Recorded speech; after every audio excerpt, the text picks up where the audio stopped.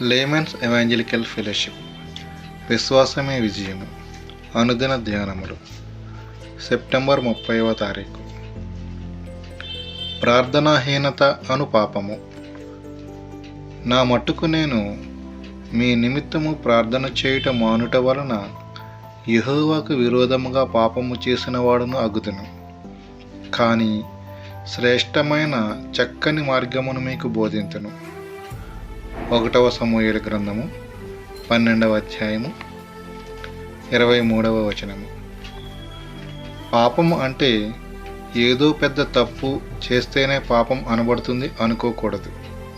కానీ విభేదించుట, ప్రేమహీనత అనునవి తీవ్రమైన పాపములే. పరలోకము ప్రేమతో నిండి ఉంటుంది. స్వచ్ఛమైన స్వార్థరహితమైన ప్రేమయే పరలోకపు ప్రేమ. భయంకరమైన మానవ ద్వేషాన్ని గూర్చి నేను చెప్పుటలేదు. దయకు వ్యతిరేకమైన నిర్దయ అనునది ఆత్మీయ పాపము. ఎవరి మీదనైనా ఆయాసము కలిగి ఉంటే అది సంఘములోనికి మరణకరమైన పాపముగా ఎంచాలి. బహిరంగంగా కనబడినట్లు కాకపోయినా కనీసము ప్రార్థనాత్మతో నింపబడి ఉండాలి. అపోస్తులను ఏదీ ఆపలేకపోయింది. ఆ రోజులలో రైలునందు స్లీపర్ బోగీలు, రిజర్వేషన్ బోగీలు ఉండేవి కావు. ఒకవేళ నాకు సీటు దొరకకపోతే నేను మరుగుదొడ్లకు వెళ్ళే దారిలో ఉండవలసి వచ్చేది.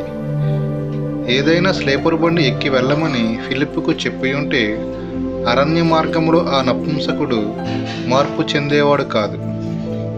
సుఖాసక్తి ఉజ్జీవానికి ఆటంకము. అది సహవాసంలోనికి కూడా ఇంకుచున్నది. మీలో కొందరు ప్రార్థించరు, అయితే ప్రసంగాలను గంభీర స్వరంతో చేస్తారు.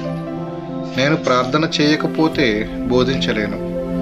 సహవాసంలో కొందరు తమ అంతరంగము విషయము జాగ్రత్త పడకుండా గొప్ప ప్రసంగాలు చేస్తున్నారు.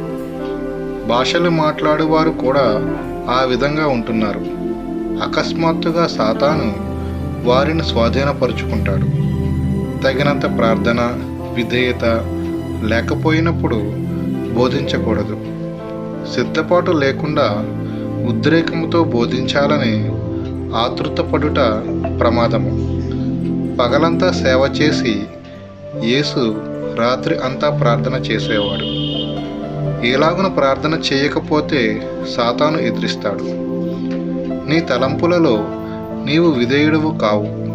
నీకు వరములు అనుగ్రహింపబడి ఉండవచ్చు, కానీ నీవు ప్రార్థించాలి. ఆయన నామము కొరకు అపోస్తులు శ్రమపడుటకు తగిన వారిని ఎంచుకున్నారు. ప్రతిదినము ఆలయములో యేసుక్రీస్తును ప్రకటించేవారు. క్రీస్తు కొరకు అందరినీ సంపాదించుకొనుటకు పైనుండి వచ్చు శక్తితో నింపబడుదుము కాక. జాషువా డానియేల్ గారు.